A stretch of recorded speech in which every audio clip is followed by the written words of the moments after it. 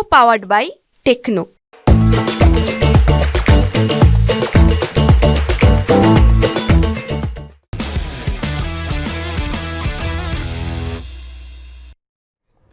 नमस्कार, आप देख रहे हैं मनी 9। मैं हूं संदीप ग्रोवर और हमारे वीकेंड स्पेशल शो कंपनी नामा में आपका बहुत बहुत स्वागत है। इस शो में हम आपको बीते कारोबारी हफ्ते की कॉर्पोरेट और स्टार्टअप जगत से जुड़ी बड़ी खबरों की जानकारी देते हैं। साथ ही हमारा एक खास सेगमेंट है ऑन द रडार, जिसके जरिए हम आपको कॉर्पोरेट्स की ऐसी खबरों से भी रूबरू करवाते हैं जिनमें कोई ना कोई विवाद जुड़ा हुआ है। तो फिर देरी किस बात की, चलिए शुरू करते हैं इस हफ्ते की खबरों का सफर।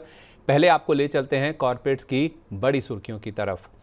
गॉडफ्रे फिलिप्स के शेयरधारकों ने बीना मोदी की एमडी के पद पर दोबारा नियुक्ति के पक्ष में वोटिंग की है। 6 सितंबर को हुई थी कंपनी की एजीएम, जिसमें 86.6% शेयरधारकों ने इस प्रस्ताव के हक में वोटिंग की है। इसके अलावा बीना मोदी की बेटी चारू मोदी को कंपनी की एग्जीक्यूटिव डायरेक्टर यानी ईडी नियुक्त करने को भी शेयरधारकों ने मंजूरी दे दी है, जबकि बीना मोदी के बेटे और चारू मोदी के भाई समीर मोदी बोर्ड से रिटायर हो गए हैं, जो ईडी के पद पर थे और कुछ समय तक उनकी जगह कोई भी नहीं लेगा। 6 सितंबर को गॉडफ्रे फिलिप्स के शेयर में 5% से ज्यादा की गिरावट के साथ 6,834 रुपये 90 पैसे पर कारोबारी सत्र की क्लोजिंग देखने को मिली। अगली खबर, सोमवार 9 सितंबर को गाला प्रिसिशन इंजीनियरिंग के आईपीओ के तहत जारी शेयरों की लिस्टिंग हुई, जो कि अच्छी रही। एनएसई पर गाला प्रिसिशन की लिस्टिंग 721 रुपये 10 पैसे प्रति शेयर के भाव पर हुई, यानी कि इशू प्राइस से 36% प्रीमियम पर लिस्टिंग हुई, क्योंकि इस आईपीओ का इशू प्राइस 529 रुपये प्रति शेयर तय किया गया था।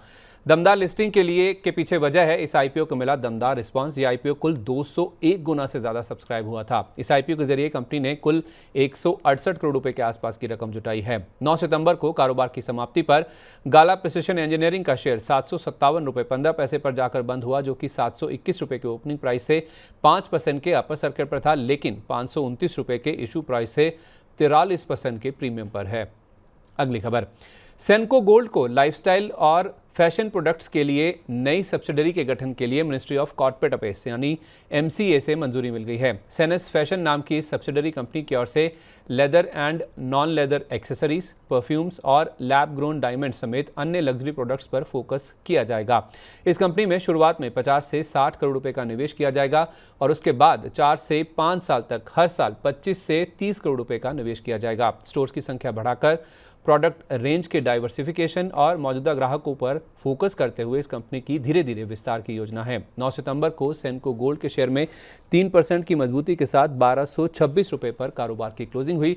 हालांकि इंटरडे में शेयर 1251 रुपये 45 पैसे तक भी उछल गया था। अगली खबर, एफएमसीजी सेक्टर की दिग्गज कंपनी हिंदुस्तान यूनिलीवर यानी एचयूएल ने अपने आइसक्रीम बिजनेस के फ्यूचर का मूल्यांकन करने के लिए इंडिपेंडेंट डायरेक्टर्स की एक कमेटी का गठन किया है। कमेटी बनाने के कंपनी के इस फैसले से कई कंपनियों ने इस कारोबार को खरीदने में रुचि जाहिर की है, क्योंकि उनका मानना है कि एचयूएल आखिरकार अपने आइसक्रीम बिजनेस को बेचने का ही फैसला लेगी। दरअसल क्वालिटी वॉल्स और मैग्नम जैसे ब्रांड्स के जरिए चल रहे आइसक्रीम बिजनेस का कंपनी की 60,000 करोड़ रुपए से ज्यादा की बिक्री में महज 3% के आसपास का योगदान है। 9 सितंबर को एचयूएल के शेयर में करीब 3% की बढ़त के साथ 2,920 रुपये पर कारोबारी सत्र का अंत हुआ और दिन के दौरान शेयर ने 2,938 रुपये 20 पैसे की रिकॉर्ड ऊंचाई को भी छुआ था। अगली खबर, जियो फाइनेंशियल सर्विसेज ने ब्लैक रॉक के साथ जेवी यानी जॉइंट वेंचर किया है। ये joint venture investment advisory business के लिए किया गया है। असल में ब्लैक रॉक एडवाइजर सिंगापुर और जियो फाइनेंशियल सर्विसेज ने जॉइंट वेंचर के जरिए जियो ब्लैक रॉक इन्वेस्टमेंट एडवाइजर्स नाम की एक कंपनी का गठन किया है, जो इस कारोबार को चलाएगी। जियो फाइनेंशियल सर्विसेज की ओर से शुरुआत में इस कंपनी में 3 करोड़ रुपए का निवेश किया जाएगा, जिसके जरिए जियो फाइनेंशियल इस नई बनी कंपनी के 10 रुपए की फेस वैल्यू वाले 30 लाख शेयरों को सब्सक्राइब करेगी। 9 सितंबर को जियो फाइनेंशियल के शेयर में 2% से ज्यादा के उछाल के साथ दिन की ऊंचाई के करीब 344 रुपए 10 पैसे पर कारोबार की क्लोजिंग देखने को मिली। अगली खबर, सोमवार 9 सितंबर की शाम को टाटा पावर ने घोषणा की कि उसने तमिलनाडु के तिरुनेलवेली प्लांट में सोलर सेल का उत्पादन शुरू कर दिया है। सब्सिडरी कंपनी TPREL की आगे सब्सिडरी कंपनी TP सोलर ने उस उत्पादन का कामकाज शुरू किया है।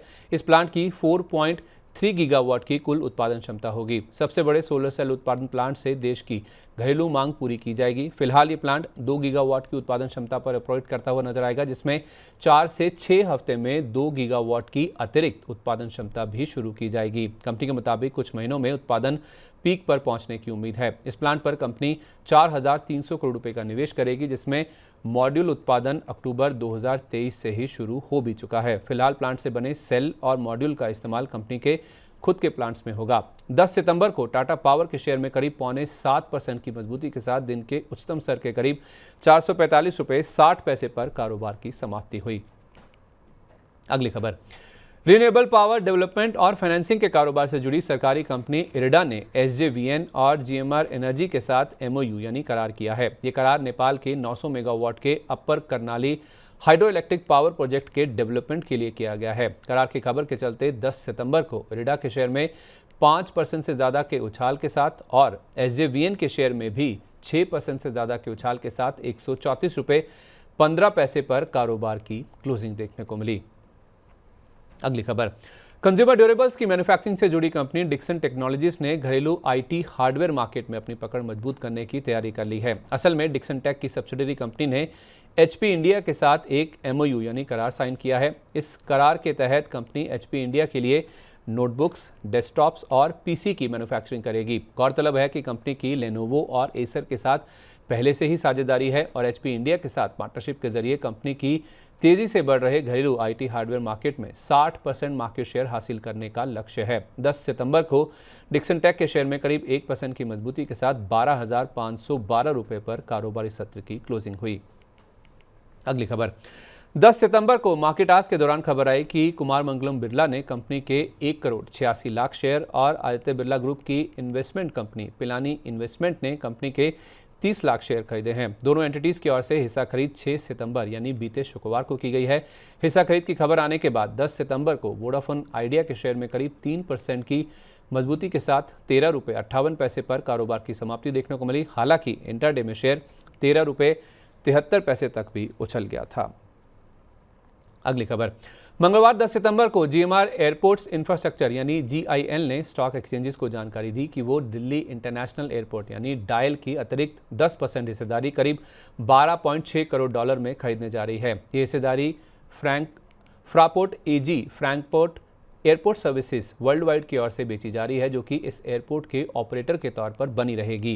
ये सौदा अगले 180 दिन में पूरा होने की उम्मीद है। फिलहाल जीएमआर की डायल में 64% हिस्सेदारी है, जो इस सौदे के बाद बढ़कर 74% हो जाएगी। वहीं एयरपोर्ट्स अथॉरिटी ऑफ इंडिया यानी एएआई के पास बाकी बची 26% हिस्सेदारी जस की तस बनी रहेगी। 10 सितंबर को जीएमआर एयरपोर्ट्स के शेयर में 2% की मजबूती के साथ 92 रुपये 67 पैसे पर कारोबार का अंत हुआ। हालांकि इंटरडे में शेयर 93 रुपये 27 पैसे तक भी उछल गया था।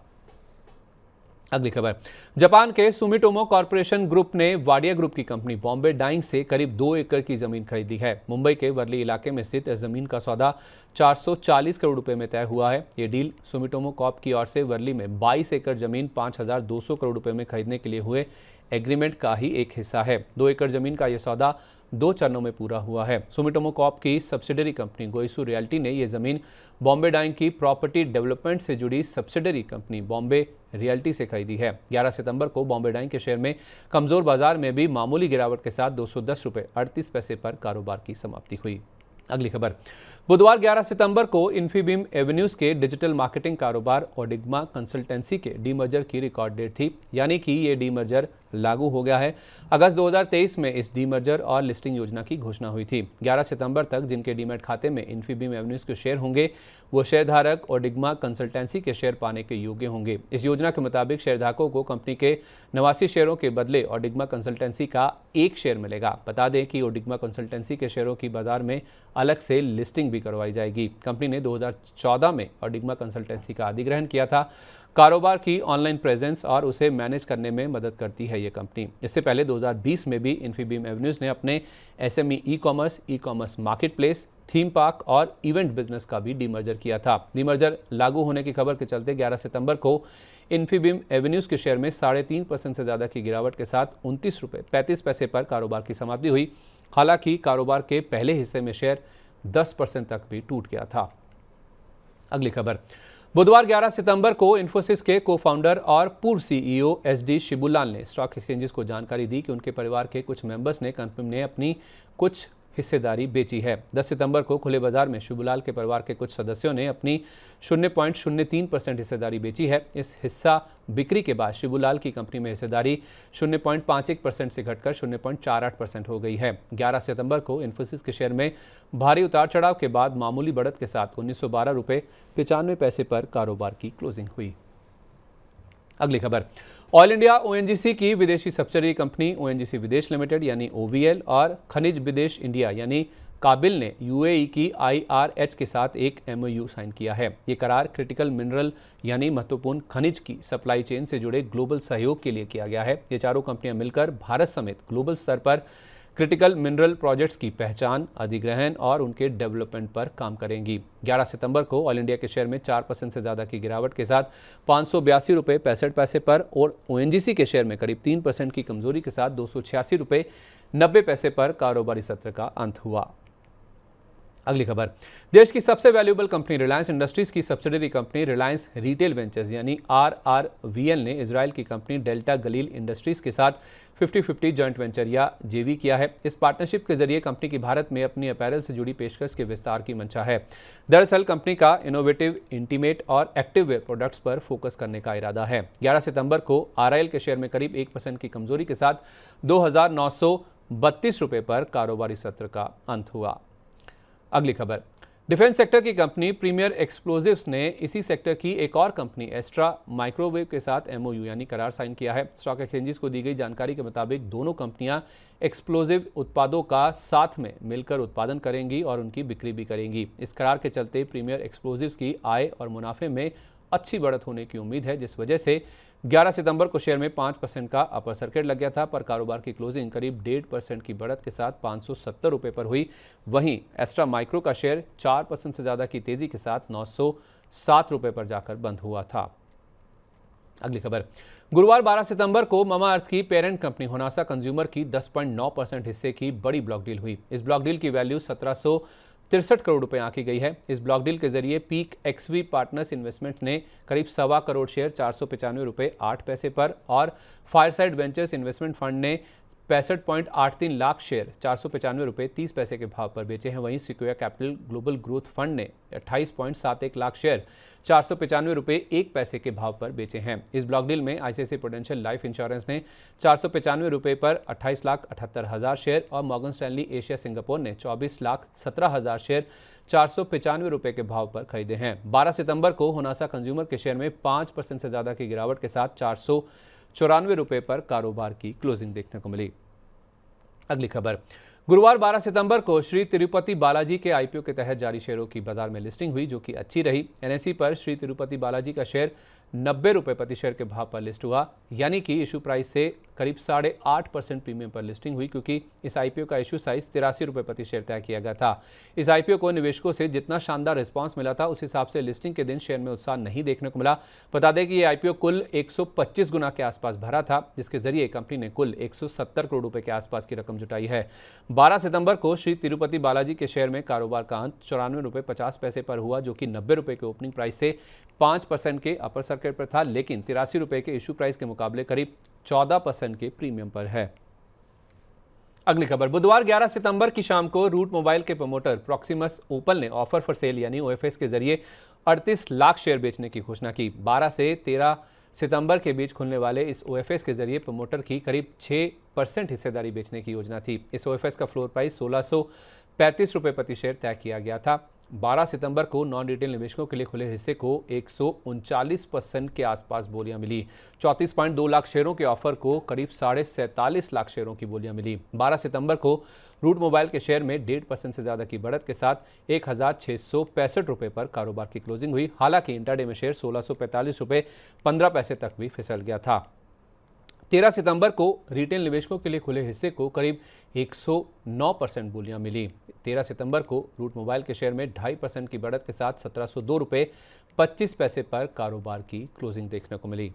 अगली खबर, टाटा स्टील को यूके की सरकार से 50 करोड़ पाउंड की ग्रांट मिली है। ये रकम कंपनी के पोर्ट टेलबर्ट प्लांट की भट्टियों के इलेक्ट्रिफिकेशन के तहत मिलने वाली कुल 1.25 अरब पाउंड की राशि का हिस्सा है। इस प्रक्रिया के जरिए यूके के कुल इंडस्ट्रियल कार्बन एमिशंस में 8% और पोर्ट टेल्बल प्लांट के एमिशंस में 90% की कमी किए जाने का लक्ष्य है। 12 सितंबर को टाटा स्टील के शेयर में करीब 2.5% की मजबूती के साथ दिन के उच्चतम स्तर के करीब 151 रुपये 80 पैसे पर कारोबारी सत्र की समाप्ति देखने को मिली।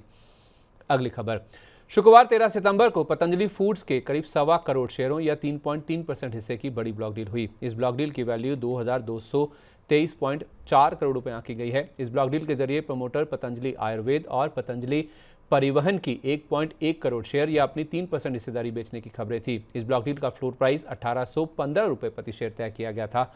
जून तिमाही के अंत तक पतंजलि आयुर्वेद के पास कंपनी की करीब 32.5% और पतंजलि परिवहन के पास करीब 14.25% हिस्सेदारी थी। 13 सितंबर को पतंजलि फूड्स के शेयर में करीब 4.25% की गिरावट के साथ 1858 रुपये 90 पैसे पर कारोबार की क्लोजिंग हुई। हालांकि शुरुआती कुछ मिनटों में शेयर 1896 रुपये 20 पैसे तक भी उछल गया था। तो ये थी बीते कारोबारी हफ्ते की कॉर्पोरेट जगत से जुड़ी बड़ी सुर्खियां। चलिए अब रुक करते हैं कॉर्पोरेट जगत की ऐसी खबरों का जिनमें कोई ना कोई विवाद जुड़ा हुआ है। आपको ले चलते हैं हमारे खास सेगमेंट ऑन द रडार के जरिए और बढ़ते हैं पहली खबर की तरफ।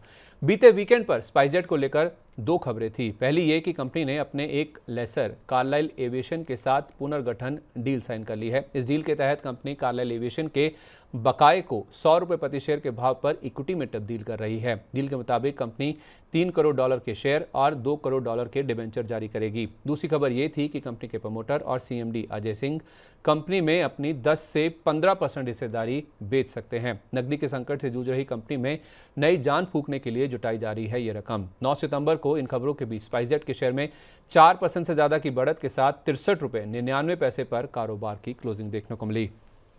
11 सितंबर को खबर थी कि मंगलवार 10 सितंबर को दिल्ली हाईकोर्ट ने सिंगल बेंच के उस फैसले में दखल देने से इनकार कर दिया जिसमें कंपनी को फ्रांस की इंजन लीज पर देने वाली 2 कंपनियों को 3 इंजन ग्राउंडेड करने और 15 दिन के अंदर लौटाने का निर्देश दिया गया था। बकाया रकम का भुगतान न किए जाने के चलते 14 अगस्त को दिल्ली हाईकोर्ट ने सिंगल बेंच ने यह फैसला सुनाया था। कोर्ट ने यह भी कहा था कि इंजन वापस करने के बावजूद कंपनी को $48 लाख की बकाया रकम का भुगतान करना होगा। 11 सितंबर को कारोबार के अंत में स्पाइसजेट का शेयर करीब 4% गिरकर 63 रुपये 2 पैसे के भाव पर बंद हुआ था। हालांकि दिन के दौरान शेयर 66 रुपये 90 पैसे तक भी उछल गया था। 12 सितंबर को खबर थी कि कंपनी ने दिल्ली हाई कोर्ट के फैसले को सुप्रीम कोर्ट में चुनौती दे दी है। स्पाइसजेट ने सुप्रीम कोर्ट के सामने इस मामले की सुनवाई अर्जेंट बेसिस पर यानी तत्काल आधार पर करने की गुजारिश की है क्योंकि दिल्ली हाईकोर्ट के इस फैसले से कंपनी के ऑपरेशंस पर असर होने की संभावना है। सुप्रीम कोर्ट ने भी स्पाइसजेट के अनुरोध पर विचार करने की बात कही है। 13 सितंबर को इस खबर के चलते स्पाइसजेट के शेयर में 8% की मजबूती के साथ 71 रुपये 66 पैसे पर कारोबार की क्लोजिंग हुई और शेयर ने दिन के दौरान 73 रुपये 69 पैसे का 52 वीक हाई भी छुआ था। अगली खबर, ज्वेलरी क्षेत्र की कंपनी पीसी ज्वेलर को कोटक महिंद्रा बैंक से बड़ी राहत मिली है। दरअसल कोटक बैंक ने कंपनी के वन टाइम सेटलमेंट यानी OTS के ऑफर को मंजूरी दे दी है। आउटस्टैंडिंग ड्यूज यानी बकाया रकम का वन टाइम सेटलमेंट करने के लिए कोटक महिंद्रा बैंक का बोर्ड तैयार हो गया है। कंपनी की ओर से जून तिमाही के नतीजों के समय घोषणा की गई थी कि उसने 14 बैंकों के कंसोर्टियम को OTS से जुड़ा ऑफर दिया है। खबर के चलते 9 सितंबर को पीसी ज्वेलर के शेयर में 5% के अपर सर्किट पर 129 रुपये 26 पैसे पर कारोबारी सत्र की क्लोजिंग देखने को मिली जो कि शेयर का 52 वीक हाई भी था। अगली खबर, अदानी ग्रुप हर हफ्ते अलग अलग खबरों के चलते फोकस में रहता है। इस हफ्ते समूह को लेकर 3 बड़ी खबरें थी, 1 खराब और 2 अच्छी। पहली अच्छी खबर यह है कि अदानी ग्रुप की फ्लैगशिप कंपनी अदानी एंटरप्राइजेस ने चीन में Adani energy resources Shanghai company यानी AERCL नाम की सब्सिडरी कंपनी का गठन किया है। अदानी एंटरप्राइजेस की सिंगापुर की subsidiary company Adani global PTE Singapore की ओर से इस कंपनी का गठन किया गया है। चीन की इस नई सब्सिडरी कंपनी के जरिए सप्लाई चेन सॉल्यूशन और प्रोजेक्ट मैनेजमेंट सर्विसेज पर फोकस किया जाएगा। इस सब्सिडरी कंपनी ने अभी तक कामकाज की शुरुआत नहीं की है, पर विपक्षी पार्टी कांग्रेस ने इस कंपनी के जरिए भारत की राष्ट्रीय सुरक्षा पर जोखिम की चिंता जाहिर की है। 9 सितंबर को अदानी एंटरप्राइजेस के शेयर में 1/4% की कमजोरी के साथ 2,968 रुपये पर कारोबार की क्लोजिंग हुई। हालांकि इंट्राडे में शेयर 2,927 रुपये 30 पैसे तक भी फिसल गया था। 10 सितंबर को खबर थी कि कीनिया की कोर्ट ने अदानी एयरपोर्ट होल्डिंग्स को नैरोबी में स्थित देश के सबसे बड़े एयरपोर्ट को 30 साल के लिए ऑपरेट करने की सरकार की मंजूरी पर रोक लगा दी है और ये रोक तब तक जारी रहेगी जब तक कोर्ट का इस मामले में फैसला नहीं आ जाता। दरअसल लॉयर्स बॉडी और कीनियन ह्यूमन राइट्स कमीशन नाम के एनजीओ का मानना है कि सरकार का यह फैसला संविधान के खिलाफ है, इसलिए वो सरकार के इस फैसले का विरोध कर रहे हैं और इस फैसले को चुनौती भी दी है। 10 सितंबर को अदानी एंटरप्राइजेज के शेयर में करीब 0.25% की बढ़त के साथ 2,986 रुपये पर कारोबार की समाप्ति हुई। 12 सितंबर की शाम को खबर थी कि अदानी ग्रुप नए विवाद में फंस गया है। दरअसल हिंडनबर्ग रिसर्च ने दावा किया है कि मनी लॉन्ड्रिंग और सिक्योरिटीज की जालसाजी से जुड़ी जांच के चलते 6 स्विस बैंक खातों में ग्रुप के जमा 31 करोड़ डॉलर से ज़्यादा या करीब 2,600 करोड़ रुपए फ्रीज कर दिए गए हैं। ये मामला 2021 का है, जिसको लेकर जांच की खबरें हैं। हालांकि ग्रुप ने स्विस खातों में पैसे फ्रीज होने की खबर को बेबुनियाद बताकर इसका खंडन किया है। 13 सितंबर को अदानी पावर, अदानी एनर्जी और अदानी पोर्ट्स के शेयरों में 1.5 से 3.25% की गिरावट के साथ कारोबारी सत्र की क्लोजिंग देखने को मिली। अगली खबर, सरकारी टेलीकॉम कंपनी एमटीएन के लिए दिक्कतें खत्म होने का नाम नहीं ले रही हैं। दरअसल खबर यह है कि Q2 FY25 यानी कि सितंबर में खत्म हो रही वित्त वर्ष 2025 की दूसरी तिमाही में एमटीएनएल को ज़्यादातर बैंकों की ओर से एनपीए या नॉन परफॉर्मिंग एसेट की श्रेणी में डाल दिया जा सकता है। ऐसा इसलिए क्योंकि पिछले कुछ महीनों से कंपनी ने अपने लोन के रीपेमेंट पर डिफॉल्ट किया है। हाल में कंपनी 518 करोड़ रुपए की किस्त नहीं लौटा पाई थी। इनफैक्ट नवरत्न दर्जे वाली इस कंपनी ने बैंकों से करीब 32,000 करोड़ रुपए के कुल कर्ज की 40% राशि का भुगतान करने की पेशकश की है, पर बैंकों ने इस ऑफर को ठुकरा दिया है। बैंकों ने वित्त मंत्रालय से कहा है कि एमटीएनएल के लोन्स में हेयर कट दिए जाने से यानी कि कटौती किए जाने से गलत मिसाल कायम होगी। इन खबरों के बीच 11 सितंबर को एमटीएनएल के शेयर में 0.25% की कमजोरी के साथ 53 रुपये 98 पैसे पर कारोबार की क्लोजिंग हुई। 11 सितंबर को बाजार बंद होने के बाद एमटीएनएल ने एक और सरकारी कंपनी एनबीसीसी के साथ करार की घोषणा की। नई दिल्ली के पंखा रोड पर स्थित 13.88 एकड़ जमीन को डेवलप करने के लिए कंपनी ने 1,600 करोड़ रुपए का करार किया है। करार के मुताबिक दोनों कंपनियां मिलकर रेजिडेंशियल और कमर्शियल प्रोजेक्ट बनाएंगी। इस प्रोजेक्ट में एनबीसीसी के कंस्ट्रक्शन और डेवलपमेंट का अनुभव इस्तेमाल होगा, वहीं एमटीएनएल के स्ट्रेटेजिक एसेट बेस का इस्तेमाल कर डायनामिक प्रॉपर्टी बनाने का लक्ष्य तय किया गया है। 12 सितंबर को एमटीएनएल का शेयर 5% के अपर सर्किट पर और एनबीसीसी का शेयर करीब 3% की बढ़त के साथ 180 रुपये 10 पैसे के स्तर पर जाकर बंद हुआ था। तो कॉर्पोरेट जगत से जुड़ी इस हफ्ते की तमाम बड़ी खबरें हमने आपके सामने रख दी हैं। अब बढ़ते हैं स्टार्टअप्स की खबरों की तरफ स्टार्टअप अपडेट में, और आपको ले चलते हैं पहली खबर की तरफ। इंसॉल्वेंसी प्रोसेस से गुजर रही एडटेक स्टार्टअप कंपनी बायजूस पर उसके पूर्व और मौजूदा कर्मचारियों ने 300 करोड़ रुपए से ज्यादा के बकाये का दावा किया है। खबरों की माने तो बायजूस की parent company think and learn पर कॉर्पोरेट इंसॉल्वेंसी रेजोल्यूशन प्रोसेस के तहत अब तक 1784 वर्कर्स ने मिलकर 301 करोड़ रुपए के बकाये का दावा पेश किया है। ये बकाये सैलरी से जुड़े हुए हैं। रिपोर्ट के अनुसार दावा करने वाले वर्कर्स में कई टॉप और मिड लेवल कर्मचारी शामिल हैं। कई सीनियर एग्जीक्यूटिव्स ने कंपनी पर 50 करोड़ रुपए से ज्यादा के दावे किए हैं। वहीं मिड लेवल वर्कर्स की ओर से 10 से 30 करोड़ रुपए की रेंज में क्लेम आए हैं। इससे पहले insolvency and bankruptcy board of India के डॉक्यूमेंट्स के हवाले से बताया गया था कि कंपनी के ऊपर करीब 850 करोड़ रुपए की टैक्स देनदारी भी है। अगली खबर, कंज्यूमर लेंडिंग प्लेटफॉर्म मनीव्यू ने यूनिकॉर्न स्टार्टअप का दर्जा हासिल कर लिया है। दरअसल कंपनी ने जिफी नाम के एम्प्लॉय बेनिफिट स्टार्टअप का अधिग्रहण किया है और यह अधिग्रहण शेयर स्वैप के जरिए किया गया है। इस डील के तहत मनीव्यू के बोर्ड ने जिफी के मौजूदा निवेशकों एक्सेल इंडिया और नेक्सस वेंचर्स पार्टनर्स को 64 रुपये 15 पैसे के भाव पर 60,23,000 शेयर जारी करने के स्पेशल रेजोल्यूशन को मंजूरी दे दी है, जिसके जरिए $46.5 लाख या 38.64 करोड़ रुपए की रकम जुटाई गई है। इस तरह मनीव्यू की वैल्यूएशन बढ़कर 10,086 करोड़ रुपए या 1.2 अरब डॉलर हो गई है। 1 अरब डॉलर या उससे ज्यादा वैल्यूएशन वाले स्टार्टअप्स को यूनिकॉर्न का दर्जा हासिल होता है। मनीव्यू यूनिकॉर्न का दर्जा हासिल करने वाली इस साल की छठी कंपनी है। इससे पहले रैपिडो, एथर, पोर्टर, परफ्यूस और कृत्रिम एआई यूनिकॉर्न का दर्जा हासिल कर चुके हैं। अगली खबर, आईपीओ लाने की तैयारी में जुटी लेंसकार्ट की सीएफओ मुक्ति हरिहरन ने अपने पद से इस्तीफा दे दिया है। माना जा रहा है कि वो कोक इंडिया के फाइनेंस हेड के पद पर ज्वाइन कर सकती हैं। मुक्ति हरिहरन ने अप्रैल 2023 में लेंसकार्ट के सीएफओ के पद पर ज्वाइन किया था। पूरे स्टार्टअप इकोसिस्टम में लेंसकार्ट के आईपीओ का काफी बेसब्री से इंतजार हो रहा है। माना जा रहा है कि लेंसकार्ट की अगले 18 से 24 महीने में आईपीओ लाने की योजना है, पर उससे पहले कंपनी को नया सीएफओ ढूंढने की जिम्मेदारी पूरी करनी होगी। इसी के साथ कंपनी नामा के आज के एपिसोड में बस इतना ही। अगले शनिवार की शाम को आपसे फिर मुलाकात होगी इसी समय इसी तरह की खबरों के साथ भी। तब तक आप जुड़े रहिए मनी 9 के साथ। और हाँ, आपको हमारा इस हफ्ते का शो कैसा लगा नीचे कमेंट बॉक्स में अपनी राय हमारे साथ जरूर शेयर करें। अगर आपको हमारा इस हफ्ते का शो अच्छा लगा है तो अपने दोस्तों, सहयोगियों और रिश्तेदारों को भी इस वीडियो का लिंक जरूर शेयर करें। नमस्कार, शुभ रात्रि।